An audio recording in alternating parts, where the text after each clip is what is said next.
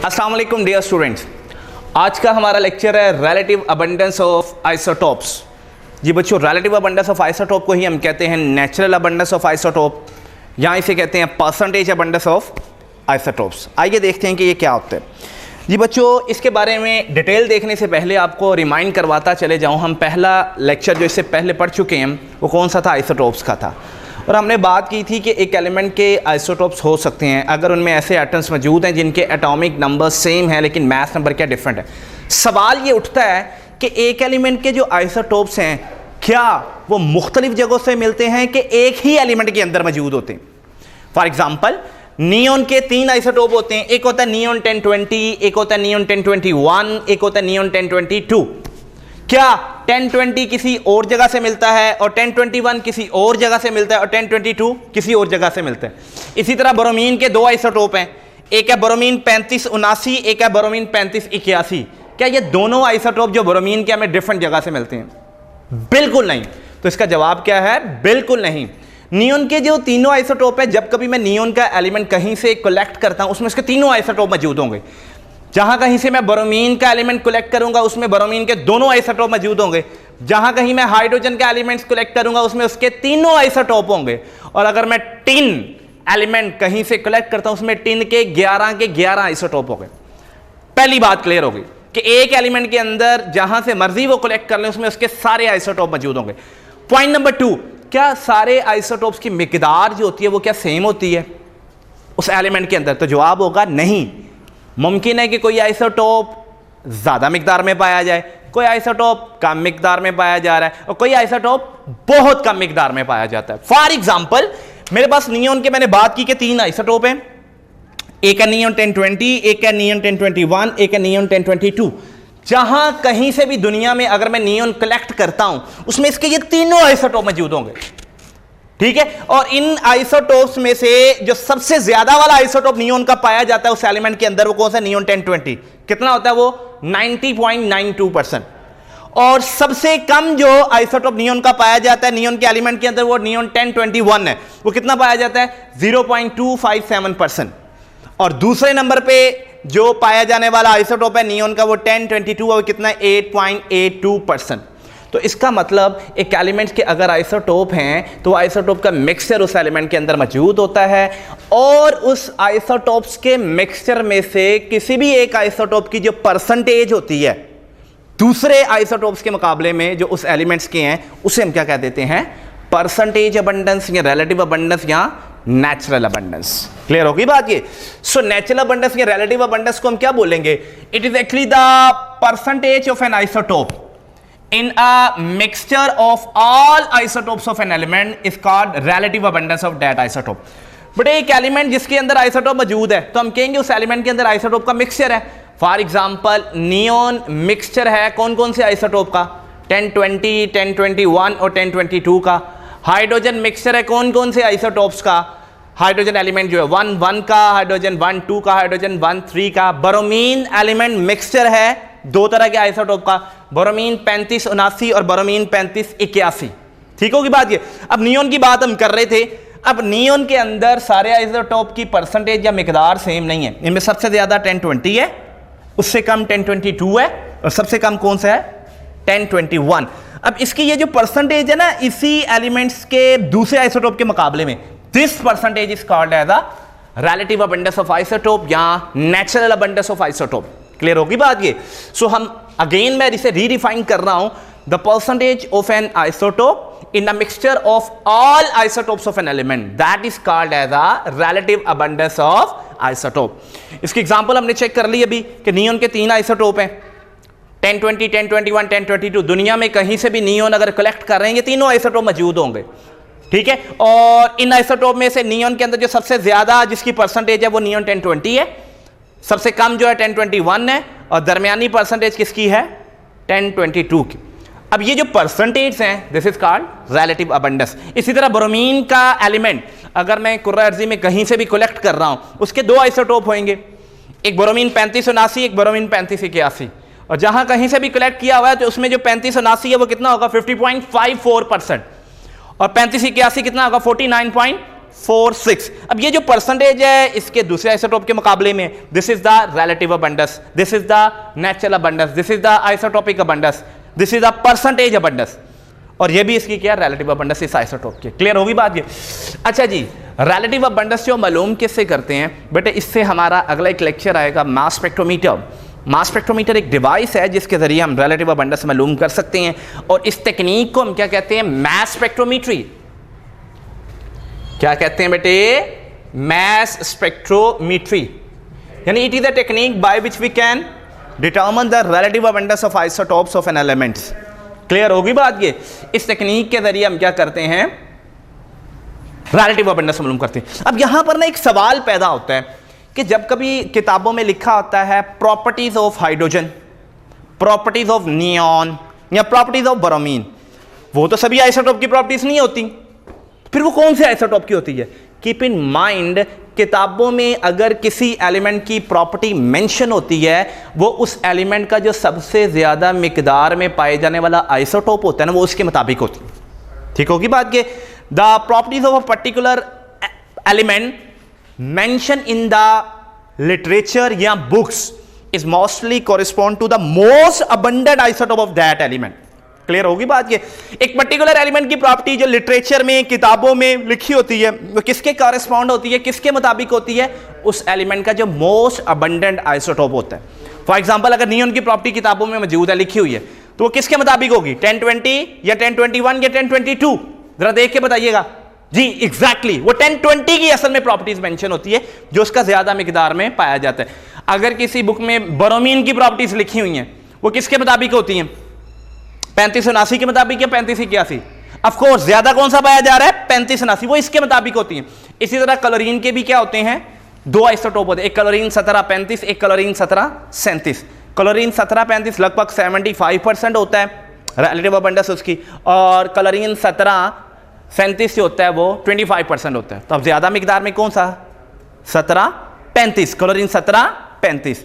तो जो properties chlorine के मेंशन होगी, जो क्लोरीन का मोस्ट अबंडेंट आइसोटोप है, ज्यादा मिकदार में पाया जाने वाला, यानी कि क्लोरीन 1735, वो उसके मुताबिक होती है। क्लियर होगी बात ये? अच्छा, अब इस कुर्रा-ए-अर्ज़ी में आइसोटोप की तकसीम, आइसोटोप का अकर, ये किस अंदाज में डिस्ट्रीब्यूट पाए जाते हैं? But keep in mind here, इस कुर्रा-ए-अर्ज़ी में जो कुदरती तौर पर पाए जाने वाले आइसोटोप है, जो नेचुरली अकरिंग, वो कितने हैं? 280 आइसोटोप जो हैं वो कुदरती तौर पर पाए जाते हैं, जबकि 300 isotope they are unstable radioactive, they have been produced by the artificial disintegration process. 280 तो कुदरती तौर पर पाए जाते हैं, जबकि 300 आइसोटोप जो होते हैं they have been produced by the artificial disintegration process. ये क्या होते हैं? Unstable radioactive. ये आर्टिफिशियल डिसइंटीग्रेशन प्रोसेस क्या होता है बेटे? ये एक ऐसा प्रोसेस होता है जिसमें हम नॉन रेडियो एक्टिव एलिमेंट का जो न्यूक्लियस होता है उसके ऊपर बम्बार्डमेंट करते हैं, किसकी? अल्फा पार्टिकल्स की। अब जब उसके अल्फा पार्टिकल्स की बम्बार्डमेंट करते हैं तो वो न्यूक्लियस ब्रेक हो जाता है। न्यूक्लियस क्या हो जाता है? ब्रेक हो जाता है। उसी से कुछ आइसोटोप्स क्या होते हैं? मार्जे वजूद में आते हैं। जी बच्चों, क्लियर हुई बात ये? I think so you get the point here जी। आगे बेटे देखिएगा कि artificial disintegration is the process by which we bombarded the alpha particles on a particular element to break the nucleus to make it a radioactive। ठीक होगी बात ये? 280 कुदरती तौर पर पाए जा रहे हैं, एंड 300 आइसोटोप्स जो हैं they are unstable radioactive have been produced by the artificial disintegration process। अच्छा, 280 जो कुदरती तौर पर पाए जा रहे हैं उनमें से 40 रेडियो एक्टिव है, यानी अनस्टेबल है।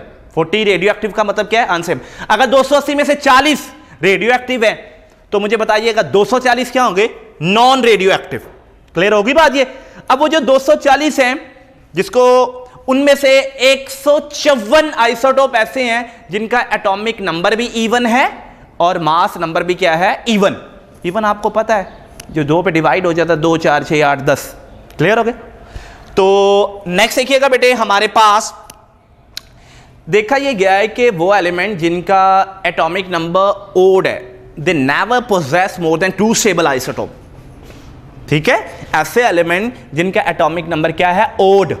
ओड मतलब 1 3 5 7 9 11 13 15 17 19 21, ये क्या? Odd. Those elements which have odd atomic number, they never possess more than 2 stable isotope. यानी 2 से ज्यादा उनके आइसोटोप हो सकते हैं लेकिन स्टेबल 2 ही होंगे। ठीक होगी ना बात ये?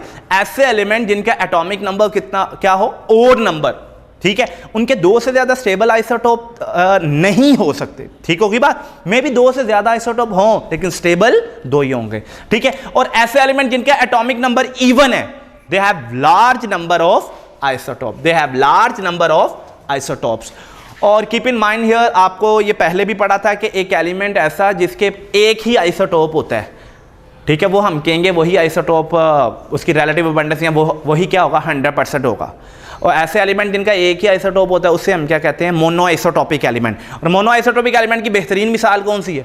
फ्लोरीन है, आयोडीन है, गोल्ड है, ये क्या है, मोनो आइसोटोपिक एलिमेंट। यानी आयोडीन को अगर मैं डिटेक्ट करता हूँ उसमें 100% क्या होगा, 127 ही होगा। आयोडीन 127 100% ही होगा। क्लियर होगी बात? ये मोनो आइसोटोपिक एलिमेंट होते हैं। ठीक है, उसके बाद बेटे नेक्स्ट आ जाइएगा। देखा ये गया है कि आइसोटोप्स की तादाद जो है ये एलिमेंट टू एलिमेंट कॉम्प्लेक्स हो सकती है। ठीक होगी बात?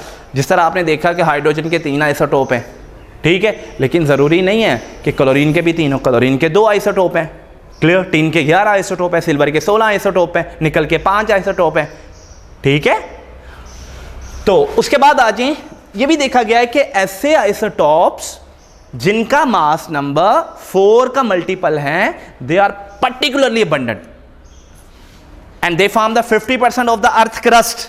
देखा यह गया है कि ऐसे एलिमेंट जिनका मास नंबर 4 का मल्टीपल है, जिनका मास नंबर क्या है, 4 का मल्टीपल है, तो वो ज्यादा मिकदार में पाए जा रहे हैं, वो जमीन का तकरीबन 50% हिस्सा बना रहे हैं। इनमें से एग्जाम्पल हमारे पास है ऑक्सीजन। अब आपको पता है 16 4 का मल्टीपल है कि नहीं, 4 4 द 16। इसी तरह मैग्नीशियम का मास कितना आता है, 24, ये भी 4 का मल्टीपल है कि नहीं, 4 6 था 24। सिलिकॉन, ये भी इसका मास 28 है, ये भी 4 का मल्टीपल है कि नहीं है, 4 7 द 28। इसी तरह कैल्शियम 4 10 द 40, ये भी क्या 4 का मल्टीपल है। और आयरन का 56, ये भी 4 का मल्टीपल है। Right?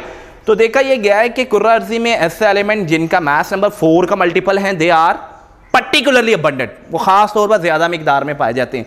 And they usually form the 50% of the earth crust. Clear होगी बात? अच्छा, ये ओवरऑल जो डिस्ट्रीब्यूशन है इसको मैंने एक स्केचिंग की शक्ल में जाहिर किया हुआ है। हमने देखा था 280 कुदरती तौर पर पाए जा रहे हैं और 300 क्या है, अनस्टेबल रेडियो एक्टिव है। कुल मिला के आइसोटोप कितने हो गए, 580। 300 और 280 ये हो गए 580 टोटल आइसोटोप है, जिसमें से 280 के हैं कुदरती तौर पर पाए जा रहे हैं एंड 300 जो है अनस्टेबल रेडियो एक्टिव है, which have been produced by artificial disintegration process. और वो मैं बता चुका हूं कि आर्टिफिशियल डिसइंटीग्रेशन प्रोसेस क्या है। ये कैसा प्रोसेस होता है जिसमें हम किसी एलिमेंट के ऊपर क्या करते हैं, अल्फा पार्टिकल की बम्बार्डमेंट करके उसको रेडियो एक्टिव बना देते हैं। वो कैसे, वो उसके न्यूक्लियस को क्या कर देता है, ब्रेक कर देता है। अच्छा, 280 जो कुदरती तौर पर पाए जा रहे हैं, इनमें से 40 के हैं रेडियो एक्टिव, यानी हर time alpha beta gamma rays वो क्या करते रहते हैं, रिलीज करते रहते हैं। और फिर 240 क्या होंगे, नॉन रेडियो एक्टिव। 240 क्या होंगे, नॉन रेडियो। अब जो 240 radio active 240 non radio active है, उसमें से 154 आइसोटोप जो हैं, they have even atomic number and even mass number. Book ने लिखा हुआ है out of 280 naturally occurring isotope 154 have even atomic number and even mass number. वो एक्चुअली इसको मजीद हम डिस्ट्रीब्यूट करेंगे कि तो वो नॉन रेडियो एक्टिव में से वो बनती है type. 154 have even atomic number and even mass number. और 44 आइसोटोप ऐसे हैं which have even atomic number but odd mass number. और 38 आइसोटोप ऐसे हैं जिनका एटॉमिक नंबर क्या होता है, ऑड, और मास नंबर क्या होता है, इवन। और 4 आइसोटोप ऐसे हैं जिनका एटॉमिक नंबर क्या होता है, ऑड, और मास नंबर उनका क्या होता है, वो भी ऑड होता है। और ये कुल मिलाकर कितने हो जाते हैं, 240। कुल मिलाकर कितने हो जाते हैं, 240। ये थी हमारे पास आइसोटोप्स की डिस्ट्रीब्यूशन के कोई आइसोटोप कौन कौन से होते हैं एटॉमिक नंबर के लिहाज से, इवन और ऑड। क्लियर? चलें अब हम देखते हैं एग्जाम डिकॉर्डेड में। एग्जाम डिकॉर्डेड में हमारे पास मल्टीपल चॉइस क्वेश्चन तो मैंने इंटेंशनली यहाँ पे लिखी नहीं है, लेकिन आप बना सकते हैं जहन में। The total number of radio active isotopes from the naturally occurring isotope, वो कितने हैं? कुदरती तौर पर जो पाए जाने वाले आइसोटॉप है उनमें रेडियो एक्टिव आइसोटॉप की तादाद कितनी है? 200, 240, 40 या 100?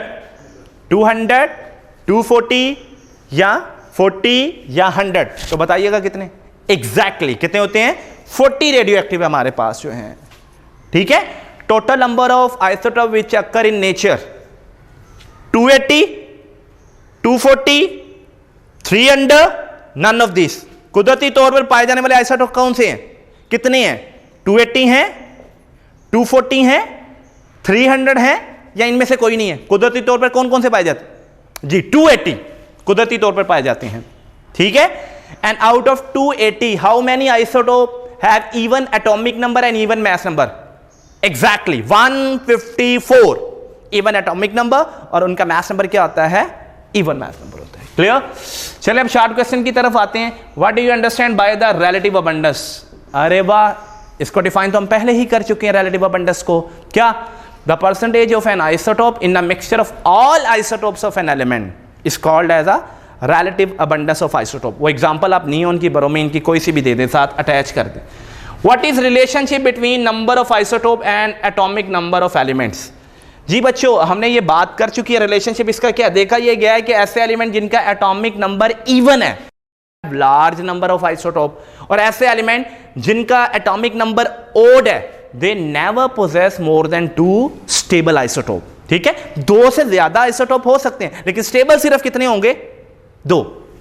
किन एलिमेंट्स के? जिनका एटॉमिक नंबर ओड है। थैंक यू वेरी मच बच्चों, मुझे उम्मीद है कि आपने बड़े अच्छे तरीके से ये लेक्चर सुना होगा, और मज़ीद इस तरह के वीडियोस आप तक पहुंचाने के लिए ये ज़रूरी है कि बेटे आप सब्सक्राइब कर लें हमारा चैनल, और बेल आइकॉन पर लाजमी तौर पर क्लिक कीजिएगा ताकि बर वक्त आपको तमाम वीडियोस जो है वो मिलती रहें। Thank you very much.